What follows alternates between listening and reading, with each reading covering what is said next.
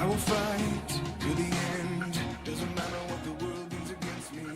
Welcome to Cut to the Chase with Senator Chase on WNTW 820 AM The Answer. This is our weekly town hall and radio show.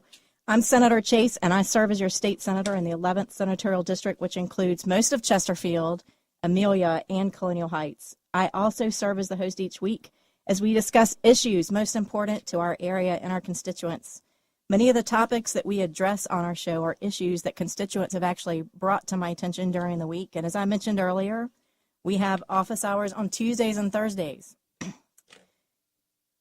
So, those of you who are tuning in for the first time, this is my first year I've been elected. I am not a career politician. I've never held public office prior, and I actually serve in the state, not the federal Senate. So I work in Richmond. Save those questions for someone else. I work in Richmond, not D.C.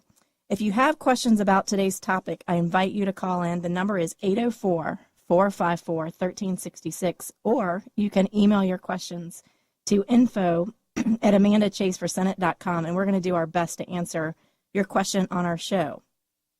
Today we're going to be discussing the election results, and I'm very excited to have John Whitbeck will be on the show. He's the RPV, Republican Party of Virginia chair, and my exciting guest, Scott Lee of the Lee Brothers, is actually in the studio today and co-hosting with me today, and I'm so excited he's here. Yeah, exciting. Thanks for letting me come. I mean, I appreciate it. Yeah, well, I like how you have to add clarity to that. I'm a state senator, not a. They ask you all the federal stuff, don't they? They do. You get that a lot. It's interesting how there's so many of the constituents are so concerned about what happens in this far off land, this beltway up in D.C., when it's really should be the opposite. Right. People should know who their state legislators are more so than their federal, because the reality is the Constitution says the federal should only do these enumerated powers, and that's it. Everything else is left to you. We got to be talking to you. And the good news is you live next to us, and we know where you live, and we come talk to you about those things. That's right, and they do. And in fact, I've spent ever since I've been out of session, we still have office hours, Tuesdays and Thursdays, 10 o'clock to about 4 o'clock every day. We stay later if people need to. And people meet. come talk to you. They come and talk This to us. is Thomas Jefferson's view of government. This is why it's a good thing. And we made the case many times in our show that Trump should be the president-elect because he's the one who has a better vision of this than Hillary ever did. Hillary's idea was more kings and queens in a far-off land surrounded by a beltway that rule the lives of the serfs and the peasants. That was Hillary's view. Thank goodness it went down in flames. Trump's view may not be too far from that, but it's a little closer to our view. I mean, we're quite sure not exactly what Trump will do other than some of the things he said that are conservative, and that's what we hope he does. Well, right. Well, one of the things that excites me is that the people are sending a message to their elected officials, and that's number one, you better stay in touch with me. Number two, you better not drink the Kool-Aid while you're there. You still better represent the people back home because we're watching you and we're watching how you vote, which is why I had to correct a couple of people that I didn't vote on those federal bills. I'm at the state level. Right, yeah. Get that every once in a while, and that's okay. It's interesting. So, well, unless you're in the woods without any communication, Donald Trump won and Mike Pence won. And, you know, that's I have to be honest with you, Scott. I did not see that one coming. No, absolutely not. I mean, if you listen to us either. I mean, I didn't see the math. I couldn't see how it would possibly work. And I don't know what to think of it even now, because Trump wasn't this idea of holding out these conservative principles. In fact, my argument was the conservative principles aren't on the ballot. And that's my statement was going to be this time last week. I was thinking, look, if Trump loses, the only reason I think it's okay for Trump to lose is the ideals of republicanism, small r, and the ideals of federalism were not on the ballot. I didn't feel like Trump articulated those. So I was prepared to lose because our positions went on the ballot. And when Trump won, I'm thinking, my gosh, Hillary was worse than I even thought she was. Well, she was. But I will also say that I think, although people may disagree with some of Trump's actions, I mean, I definitely didn't endorse some of the actions. I did agree that I would not endorse a presidential candidate in the primary because I felt like that's not my role anymore. That's the role of the people. I mean, I did vote, I did Right. participate, No, I understand. but I didn't endorse anybody. But Right. I did agree, and I kept by my word that I would endorse the nominee, Republican whoever it was going to be. right. And the people picked Sure. Trump. The people picked Trump. Yeah. And Overwhelmingly, not even Yes, by a little I bit. understand that. I was confused by that as well. Look, I mean, there's a lot of things when you look at this election, how crazy it was the entire year. You know, the fact that we find ourselves with President-elect Trump winning Pennsylvania is it's actually a perfect ending to the whole thing. It's like the thing was so crazy in the beginning. We thought we understood politics. Then we get to this point where like, we don't know what we're doing. We have no earthly clue, because who would have thought that we needed someone like Donald Trump to win Pennsylvania, to win Michigan, to win these other states that nobody thought we could win. I always thought it took somebody who cared about issues and talked about these ideas and principles and concerns. It turns out that people just want to drain the swamp. Yeah, that's. I think you're exactly right. And if you look at all the candidates, it wasn't for lack of candidates. We had a lot of. How many candidates do we have? Like 13, 19? I think there were 17. 17. Yeah, I mean, we had 17 people who ran for the Republican nominee, and we ended up with Trump. And I think the message is clear. They didn't want anybody that was tied to a political party. They didn't want anybody that was establishment. Right. I mean, that's what the message is. I mean, I think the message is we don't want more of the same. Yeah, that might be the message. And it sounds like it is. But the message, I think, is also how bad Hillary was, how bad a candidate she is, and how disliked and with such disdain that people had for her, who represented the swamp. She was the swamp queen. She was everything that represents the swamp. And American people said, I'm done with this. I'm done with the Clintons. I'm done with everything that's there. They weren't endorsing racism or sexism like so many have stated today, and all the protests, and even this delegate in the General Assembly, what's his name, Mark Levin. Yes, who I co-founded the Transparency The guy's Caucus lost his with. mind. I mean, it has nothing to do with sexism. It has nothing to do with racism. It doesn't. And America isn't those things. Right. They're not. And no one went to the poll and said, you know, Trump's a sexist, I'm voting for him. No one did that. Nobody. Right. Just so you leftists know. Well, I think if you look at let's look at Virginia. You look at the rural numbers versus everybody was looking at Chesterfield, because we typically are the bellwether. Right. But we really weren't. We did not win by the large margins that they No, predicted. it has to be over 50%. Trump should have got 55% in Virginia or in Chesterfield. If he would have done that, it would have been an indication of where the state's going, and he had had a better shot at taking the state. He got, 49%? Hillary got less than that. He won Chesterfield, but not by enough, because you have to compensate for Fairfax, and you can't do that. Right. And it's interesting how you look across the country. It's the rural areas that dominated this election. Those stinking serfs and peasants, the flyover people, the ones with pitchforks. Who would have Like ever me. thought? Yeah, right. Those Come are on. my people. They don't know anything. No, this is the view of the left, though. The Democrats are looking at those. What do they know? Right. They're in unpopulated areas. Us people here in the city, we know what's better. They don't know anything, and they voted for Trump. That just tells you all you need to know. They're just a bunch uneducated white people. Exactly. That's what we. That's the mentality. Yeah, It's and a I shame. know It's a good cop out, by the way. I mean, it's. Well, you know, it's interesting because I was able to sit on this panel on election night, and it was myself and another Republican, 2 Democrats, and a Bernie supporter. And so we were all sitting there together watching the election results come in. I don't want to be close to those people. They'll rub off on me. And so we're looking at the results, and it all looked really good. And I knew my kids were back home, like cheering on the sofa. Yeah. And, jumping up and down, going, "Oh, we're gonna win! We're gonna win!" That's what I was trying to say. I'm cautiously optimistic, but quite honestly, going into this, I'm like, the polls were saying we were going to lose by 6 points. Yeah, right. I mean, that's what they were saying. And I have to be honest, I don't believe in polls. I don't think anyone will from now on. I don't think so. They didn't predict my race. They didn't predict Dave Bratt's race. That's true. They were extremely wrong in this one. I think we have woken up the beast. I think the American people are fed up. The people that we typically call to do these polls must be the likely voters. And the likely voters are really not even, maybe they're engaged, but the unlikely voters are dominating this election. They're registering to vote. They're getting out to vote. And they're fed up. They're excited that they have a candidate that's as angry as they are. I think that's what it comes down to. No, good point. Yeah, that's true. So, let's take a look at something. Let's look at the swing states. We had Arizona. which actually Trump won that Trump one. won that one, yes. With Colorado, Right. Hillary won that one. That's right.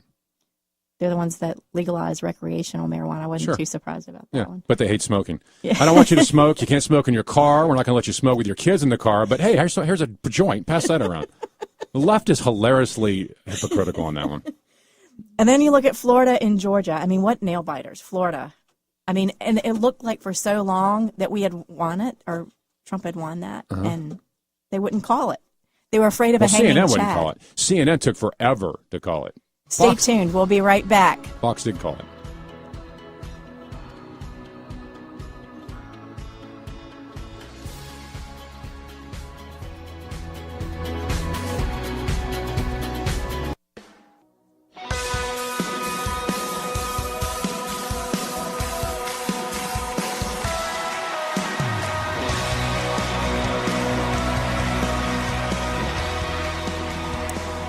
Welcome back to AM 820 WNTW. Give me a call and ask a question for Senator Chase. I'd love to hear from you guys. 804-451-1366. And I have Scott Lee in the audience here. Questions are fun. You like getting questions, don't you? I do, actually. No, they're good. We enjoy questions too, but from a senator position, Yeah, I'm sure people absolutely. ask you lots of questions. So I remember when you were elected, and I said that you ought to repeal laws instead of make them. Have you repealed any yet? By the we way, do she need wasn't to- expecting this question. I'm putting her on the spot here. That's okay. Actually, we've actually looked at sunsetting laws. I mean, Good. we have. I mean, that's That a means very let good them point. just go away. Yeah, absolutely. Yeah. Absolutely. It would be nice if the General Assembly, we introduce 3,000 bills every session. Every How time about, you how about introduce one. everyone? You have to repeal 3,000. That'd be phenomenal. That'd be great. And by I the way, agree. Lee Brothers would like to help you with that. If you need a list of bills to repeal, You know what? I have a lot of code section books. If you go in my office on that back desk that sits behind my main desk, there are books that extend probably 6 foot wide with all the laws we It's have phenomenal. in Virginia. Sounds amazing. I would welcome you to come in there and go Oh, them yeah. individually. here's what I'd do. I would take the ones on the end and just throw everything out in the middle and just push them together. And would we know? Would anyone miss them? Of course not. 454-1366. Amanda Chase taking your questions as well as mine. Absolutely. From time to time. Absolutely. I love it. Interesting about the swing states. The swing states, when I was looking at the election for Trump and Hillary here, the swing states to me, I had Ohio and Florida and North Carolina in Trump's camp. I already expected Trump to win those, and Hillary was still going to be president. And so all she had to do, this is what the miracle of Tuesday was all about. All Hillary had to do was win every Democrat state Right. that she's ever had solid blue, That's and right. a handful of those that were leaning Democrat. Right. That's it. She didn't have to, and then Trump had to win all the red ones and pull away Democrat ones to win. It didn't look good. That's why Trump's own people weren't expecting it. That's why Hillary built a stage that looked like America that cost hundreds of thousands of dollars because it was going to be Madam President. And it turned out it wasn't Madam President. And the whole country's right now going, what in the world just happened? Including, I guarantee you, Trump himself. I have to He's tell you, probably Scott, like, it was deja vu from Dave Bratt's race. It was the yeah, same thing. right. Same that's a good exact point. thing. Yeah, You know? right. That's Same a very exact good thing. analogy to it. You know, one of the things that people are asking me about is the whole ordeal with the Electoral College. You know, do we stick to popular vote? Because some of the Hillary supporters will say, she won the popular vote, but not the electoral vote. So did Gore. Yeah. So they're looking at Virginia. So and think there's about some- what that would do. If we got rid of the electoral college and you've got people who are campaigning radically different, okay, They're just where going- would you campaign if it was all about popular vote? You would go to, The populated areas. that's right, New York, Exactly. Texas, California. So if you want a national election about California and about New York and about Chicago and about Philadelphia, That's right. then get rid of the electoral college. But the founders had a different idea. Yes, they They did. saw that and they thought, that's not going to be good. So, sure, it's always easy to look back and say, this isn't right. Why popular vote? The reason the popular vote is irrelevant because no one runs on the popular vote. If you want to see a change in the popular vote, then if you got rid of the electoral college and ran on the popular vote, then you'd have a completely different scenario. But you Absolutely. can't say that the goal is to win the electoral college and then get upset that the popular vote showed a different scenario. That's not what they were running for. Right. Nobody That's a was pure running for the democracy. popular vote. That was a pure democracy, and that's not what we are. We're not. We represent a republic. But if they wanted the popular vote, it would have looked different. But you can't run on the electoral vote and then look back at the popular vote and say, well, that's not right. Because no one was running on that. Nobody. The fact that Hillary got the popular vote is irrelevant. It's completely irrelevant. It doesn't mean jack squat. Well, and I know yeah. the left likes to scream about it, but that's not what was. Think about Texas. If everybody realized it was a popular vote and not the elect college vote, do you think the voting and people in Texas would have went, everyone's got to go vote now because Right. it's about the popular vote. Right. But it wasn't. It's about electoral college. So it's completely different. It's not fair to even mention it, but the left will. Yeah. Because they mention everything. It's not fair. Well, there is one scenario that people are bringing to my attention, and that has to do with Maine and Nebraska. And actually, I might consider reforming the Electoral College, because I do like the Electoral College. But if we went to a situation where every congressional district would get the electoral vote, for instance, if Trump won, let's say, the 7th district, then we would get one electoral vote. In Virginia, we have 11 congressmen, 11 congressional districts. Right. So, and then you would And get, one of them's McKeechin now, for the love of Pete. But that's another story. so there's 11 electoral votes plus 2 because you get Senator, right. 2 for the senators, and those would I'm thinking could go toward the popular vote. So 2 votes, 2 electoral votes for the popular vote representing each senator, and then each of the congressional districts would get a vote. So you can have a Proportional. split vote. You proportionally break up the. Well, that would definitely solve a lot of the issues in Virginia. Because if that's true, then Trump would have won Virginia. That's right. And a lot of times I feel like our candidates are having to cater to Northern Virginia. Every time you get a candidate, you're like, can they win Northern Virginia? And I'm like, well, what about the rest of Virginia? Don't we count? Gosh. I think there's a whole other point here. It's what the hell's wrong with Northern Virginia? I mean, seriously. What's wrong with those people up there? Scott, I'm really excited. We have a caller on the line. Oh, they want to talk about Convention of States. Okay. Hello? All right. Hi, this is Senator Chase. How are you? I'm doing very well. Thank you for taking my call. Sure. And do you mind if I ask who I'm talking with and tell us where you're from? Yes, my name is Jason, and I'm calling from Midlothian, Virginia. I'm actually used to be from Northern Virginia. Okay, very good. Ran from the. Had to leave. Awesome. Had to leave. So I'd love to hear your question. Yeah, my question is,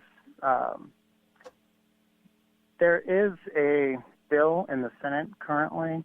It's in committee review. It is for sending delegates to the, hopefully it will come about, the Article 5 Convention of States. I think I've heard of And I that. was just, Yeah, no kidding. and I believe it's HJ3.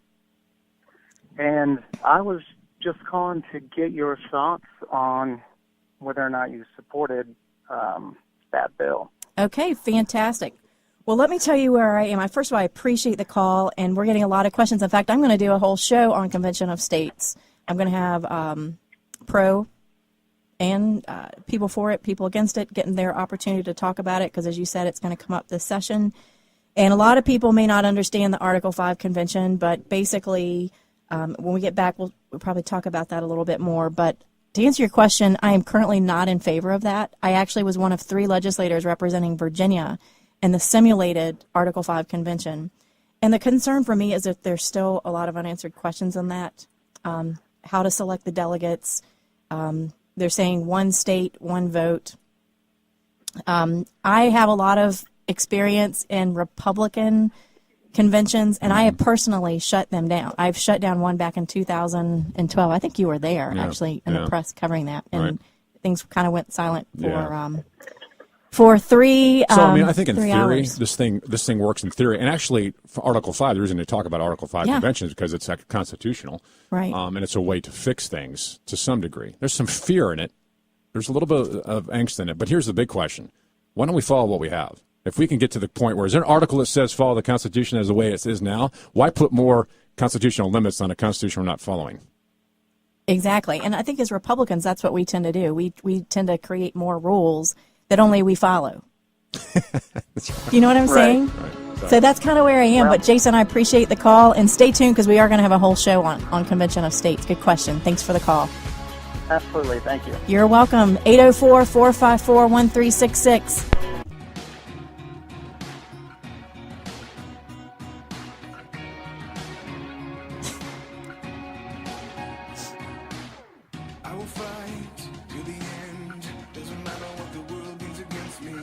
will fight till the end. Doesn't matter what people. This is Senator Chase on Cut to the Chase Radio with my special co-host Scott Lee, and we have Jesse on the line. Jesse, are you on the line? Can you hear me? I am here. I'm so glad. Thanks so much for calling in today. Tell me where you're from. Yeah, I'm from Chesterfield. Okay, great. Tell us, what's your question? I'm so excited you called in. I love questions. Yeah, I wanted to talk about EVA, which is State of Virginia procurement system. I don't know a lot about it other than I had to get involved with it in order to provide service to the state of Virginia. So my question, I think, probably would be, are you familiar with what EVA is and the fact that they, in order to do business with the state of Virginia, you have to be in that program, and it's a real process. Plus, they charge back to me 1% of everything that I charge to them. So I don't know what you may know about that. Well, see, Eva was a robot in the movie WALL-E. I know that much. That WALL-E was very attracted to Eva. That's what I do know. That's the only part of Eva I know, by the way. Well, you're probably right. Exactly, that's what it is. Which means we could get rid of it because it's a relevant cause. It doesn't perpetuate the cause of freedom and liberty. Senator Chase, am I wrong on that? Gosh. Well, I'm somewhat familiar with EVA. I know it is the state's procurement system. We also have a program called SWAM, which helps minority and small business owners. There's a lot of different procurement programs that are out there. What specific issue did you have regarding EVA? Well, just the fact that it's just bureaucracy Right. and Red tape, garbage, Yeah. regulation. like in order. Jumping through Yeah, hoops. I was providing a service for VCU, and everything was going along fine.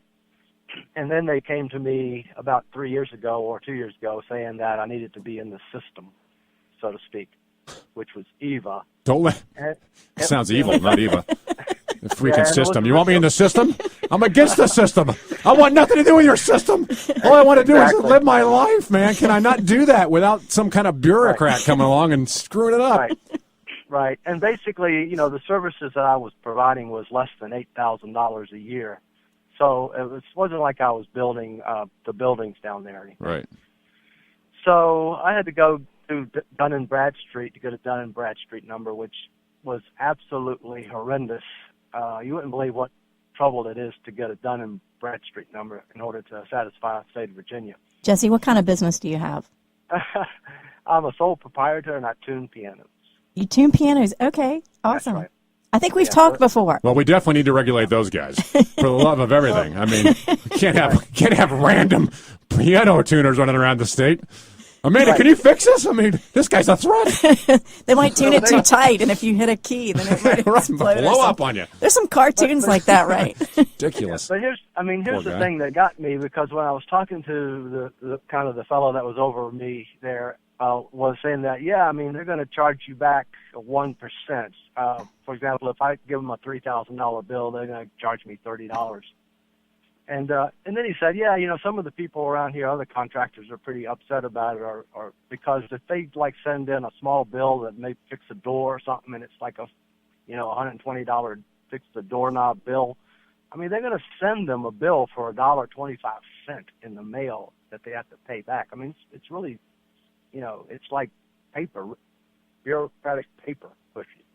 Jesse, what I'm going to do is I'm going to have my aide Julianne, who's sitting here in the office with me, in the studio, actually.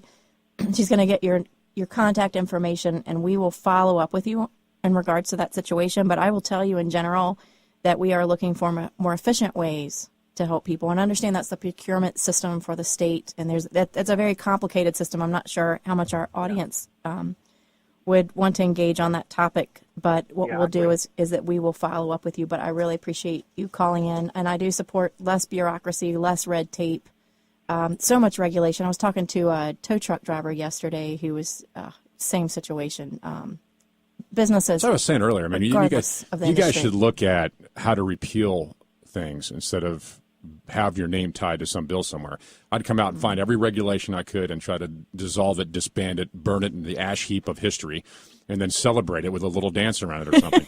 That is the only way that really people. I mean, you want to expand the economy, make it work. I mean, let Uber be Uber and leave the people alone. You know, it works. By the way, people that love Uber are customers. That's if right. customers like it, customers should win, not government. You know, it's interesting you should bring up Uber because we were talking about that in our transportation committee meeting today.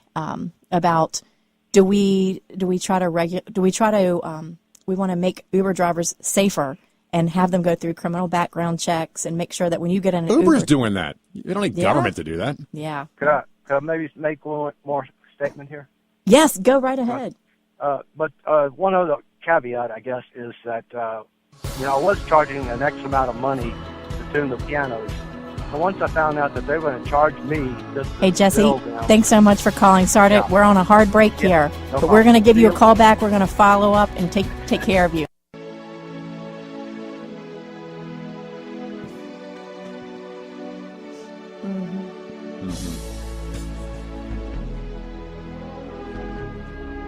I found it.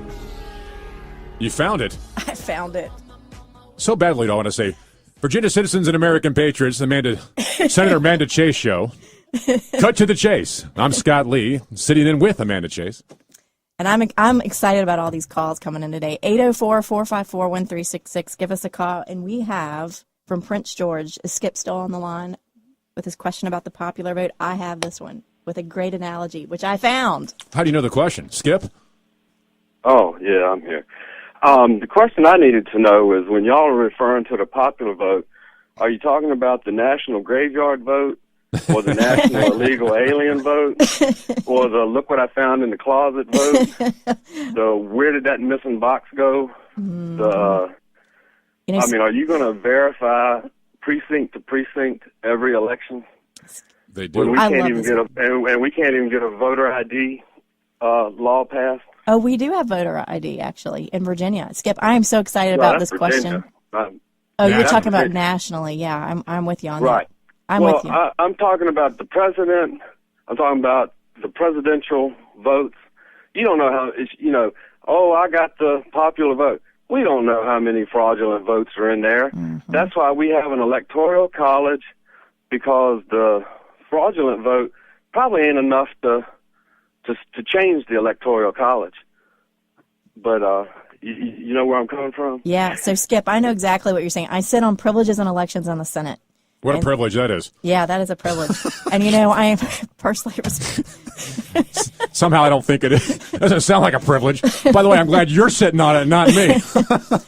And I will tell you, for the first time in probably Virginia's history, from what I'm understanding, 2 weeks before the election, Senator Jill Vogel, who's the chairman of that committee and a Republican, with Delegate Hugo, we actually called a joint meeting. We call it P&E for short, Privileges and Elections. And so we met with all the registrars from across the state. They came, presented their concerns, and we had three major concerns in Virginia. And because I'm a state senator, I have to talk about what we do in Virginia. So the first problem we had a system called Veris, which we talked about on the show. It's our IT system that the State Board of Election uses, and it kept going down. And why did it keep going down? It kept going down because we were having quite a few people voting or registering to vote at DMV like never before. I mean, I've heard of groups that are standing outside of DMV Yep. telling people go in there and register to vote, which Yeah. I think is great. Yeah, Gives and many none of people- that's suspicious. None of that's suspicious. None of that's well. They're entitled to get in there and vote as long as they're legal, and they have to check the box: are you legal or are you not? And and so, but anyway, so our concern was that the system was shutting down. But also, if you saw what happened in Harrisonburg, we had a student there that was registering dead people to vote, which is a problem. And Right. They I'm always vote talking Democrat. I'm talking Those dang dead people. Philadelphia, Chicago, Baltimore. I'm talking the big states. That right. where you got the entire district is Democrat, and people working the polls are Democrat. You might have one Republican locked in the bathroom somewhere, but all I'm saying is the popular vote. They're using it to instigate. They're starting all this crap over. Yeah, I see what you're And saying. I don't even believe that the popular vote remember what the popular. verified. Well, hang on a second. Remember what the popular vote is, Skip. The popular vote is rolled up from the registrars. It's rolled up from those individual localities, so they are looked at. Now, what you're saying Right. is there could be numbers in there that aren't real and some fraud in there. Sure, there is. The Right. system isn't right. perfect. She's saying now if she's ahead by 10 million votes, I'm not even going to argue with that. You see what I'm saying? But when you get down to 50,000 across the country, or It all adds 2 up. million across the country, you see what I'm saying? If it's a blowout, it's a blowout. Fraud or no fraud. Right. Skip, thanks so much for your call. We really all right. appreciate you calling in, and we're gonna keep talking a little bit about the popular vote. We appreciate your call, and All right. there's a great analogy here. Think of the Electoral College like the World Series. One person, one vote equates to the World Series champions being determined by total number of runs scored.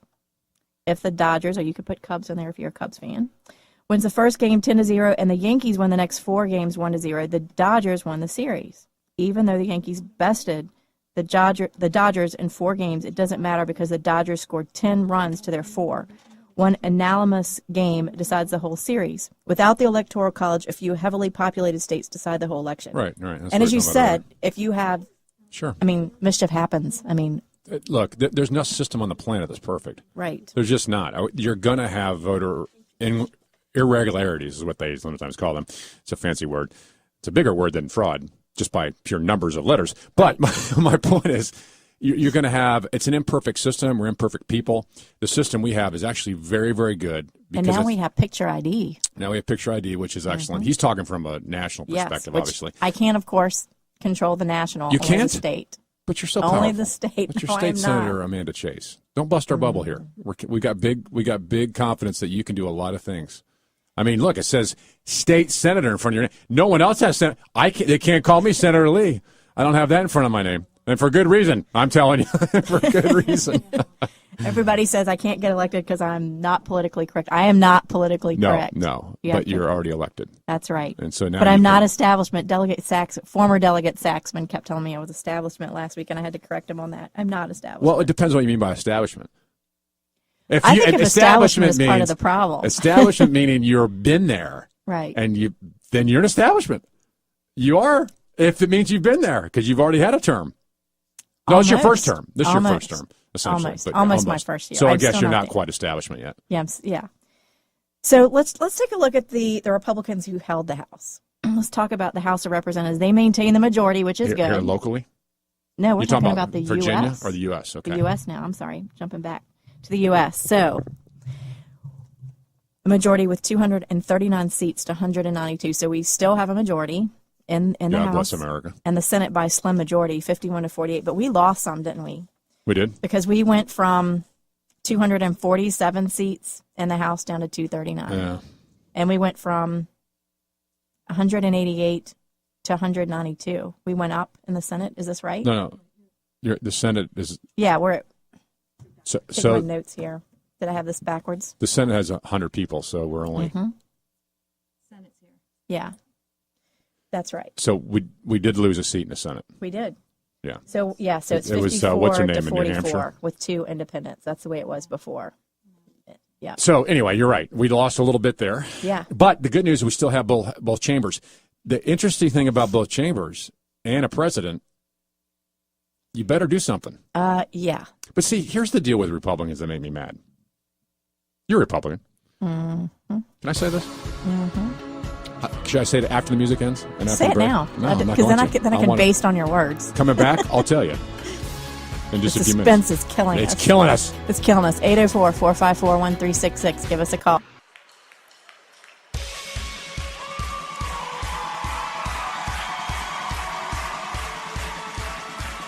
Is it Brandon?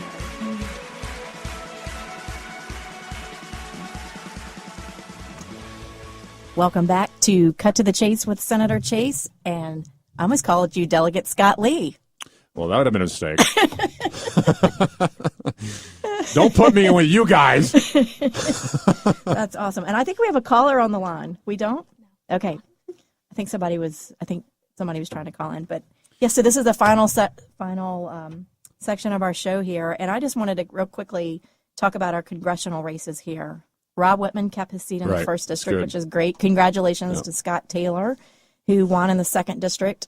Bobby Scott kept his seat in the 3rd District. Shock me. Don McEachin Ugh. won the newly redrawn 4th. That was Randy Forbes' that's former right. district. Tom Garrett, my seatmate, is going. Love that guy. Yeah, he's brilliant. I really, y'all are gonna love Tom Garrett in the U.S. Senate. He's great. Bob Goodlett, Congress. He's not a senator. Congress. Yeah, well, he's changing. He hasn't officially been sworn in yet, so I still am used to him as being senator, but State Congressman, senator. Yeah, state senator. Congressman-elect. Congressman-elect Tom Garrett. That's right. Dave Bratt kept his seat in the 7th, Don Beyer in the 8th, Morgan Griffith in the 9th. Barbara Comstock, I'm really excited to see her win in the 10th. Yep. Jerry Connolly in the 11th. That guy's a piece of work. You can- Unbelievable. How left can you be? Well, let's just think about this from a state point. What if we had done the revised, reformed electoral college Yeah, well, then in we'd Virginia? have had Trump would have won the state. Yeah, I have to do the math real quick here. State Senate, Monty Mason will be moving from the House to the Senate by winning Senate District 1. Lionel Sproul in South District 5. House of Delegates, Mike Mullen, won House District 93. Cliff Hayes, House District 77. And what about the mayor, the Richmond mayor's race? We haven't even talked about that. No, we haven't, and I am so glad that Morrissey is nowhere to be seen in that picture. Yes. That is horrible. By the way, have you ever noticed Joe Morrissey and Anthony Weiner look awful lot alike? You ever notice it? What does it do with those two guys? I think they're brothers.